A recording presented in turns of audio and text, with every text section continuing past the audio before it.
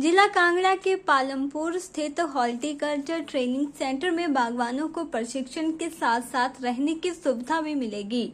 जानकारी देते हुए उद्यान विभाग के उपनिदेशक कमलशील नेगी ने कहा कि जिला के बागवानों के पास अपना सेंटर न होने के चलते उन्हें प्रशिक्षण के लिए कृषि विश्वविद्यालय के भवन में प्रशिक्षण प्राप्त करने के लिए जाना पड़ता था, लेकिन अब जल्द ही जिला के बागवानों को प्रशिक्षण प्राप्त करने के लिए अपना भवन होगा। उन्होंने कहा कि हॉर्टिकल्चर ट्रेनिंग सेंटर के निर्माण से 30 से 40 बागवानों को पूरी सुविधा मुहैया हो सकेगी। वहीं 2 महीने में सेंटर का निर्माण कार्य पूरा हो जाएगा और सभी प्रकार का प्रशिक्षण सेंटर में ही होगा। इससे बागवानों का लाभ होगा। बागवान आधुनिक प्रकार से खेती कैसे करे उसके भी गुर सीख पाएंगे।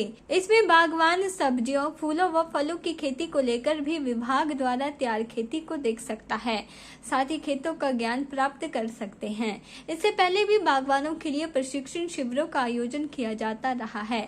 इसके अतिरिक्त उपनिदेशक कमलशील नेगी ने प्रदेश भर में हो रही बारिश से बागवानों को हो रही दिक्कतों के बारे में भी जानकारी दी।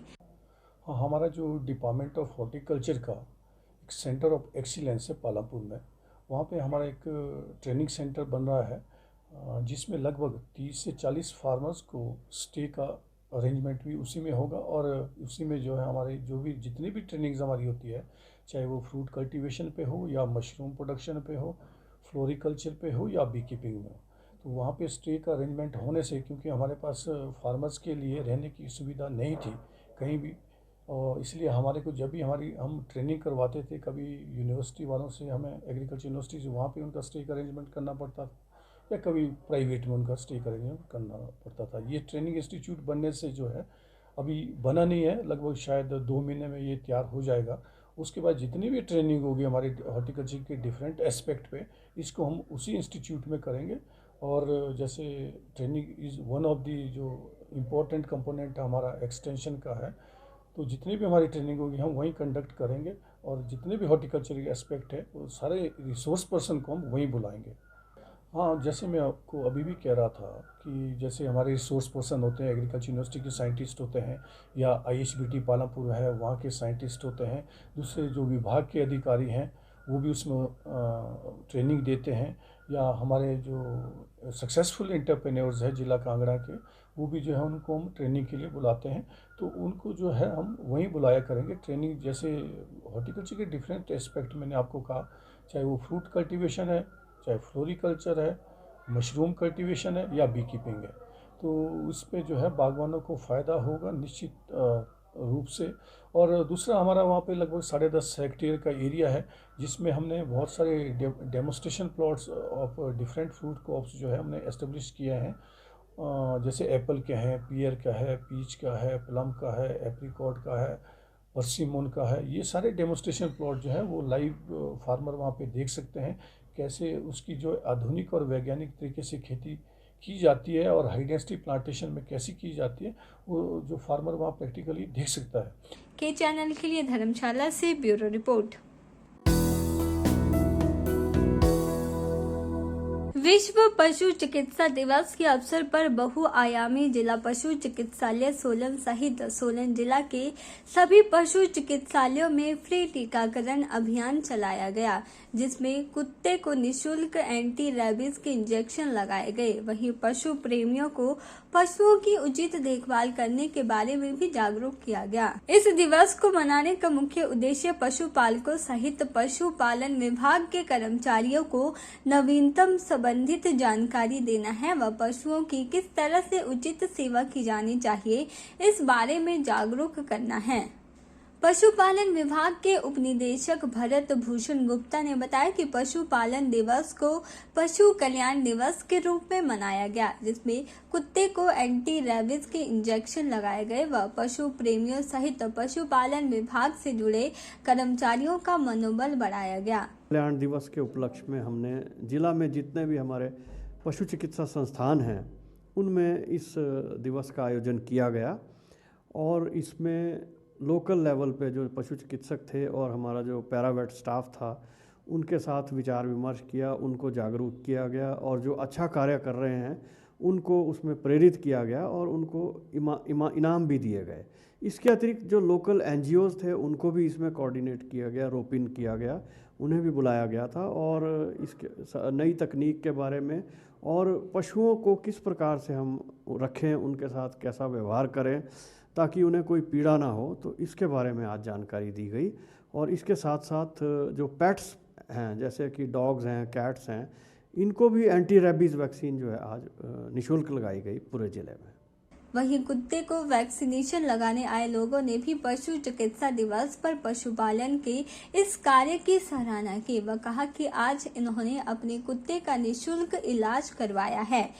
और क्या बोलते हैं, मैं मतलब सोलन का रहने वाला हूँ और मैं यहाँ पे सरकारी हॉस्पिटल में आया, मतलब अपने डॉगी को लेके आया। तो मैं यहाँ पे मतलब उसका ऑपरेशन करवाना था, उसके लिए लेके आया। तो आज क्या बोलते वर्ल्ड वैक्सीनेशन डे है, तो मतलब डॉक्टर ने मेरे को बताया कि यार वो भी लगवानी ज़रूरी होती है, तो वो लगवा रहा हूँ मैं। और मैंने यहाँ पे मतलब ऑपरेशन कराया अपने मतलब डॉग का, तो इन्होंने मेरे को अच्छे से समझाया कि मतलब कैसे मतलब आपने क्या खिलाना है और मतलब कैसे इसका ध्यान रखना है। यहाँ का स्टाफ के चैनल के लिए सोलन से अमरप्रीत सिंह की रिपोर्ट।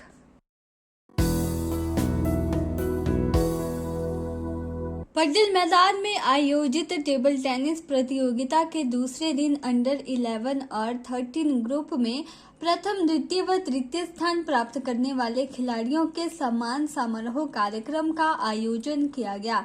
इस कार्यक्रम में बतौर मुख्य अतिथि नगर निगम के उप महापौर वीरेंद्र भट्ट उपस्थित हुए। इस अवसर पर टेबल टेनिस एसोसिएशन ने उप महापौर वीरेंद्र भट्ट को शॉल, टोपी और स्मृति चिन्ह देकर सम्मानित किया।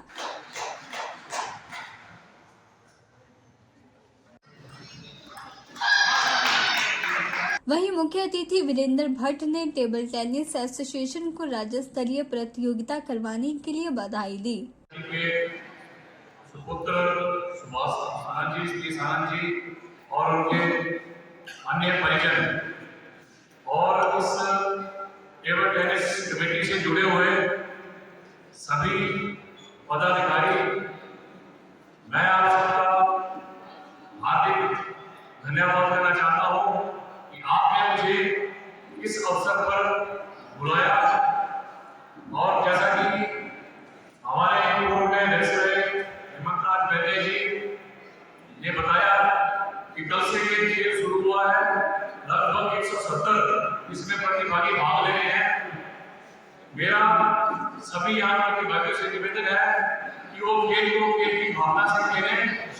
खेल में हार जीत एक अलग विषय है, लेकिन ये बहुत ही खुशी की बात है कि हमारे जो बच्चे हैं, जो आने वाले हमारे देश का भविष्य है, वो नशे से दूर रहकर खेलों की तरफ अपना ध्यान लगा रहे हैं।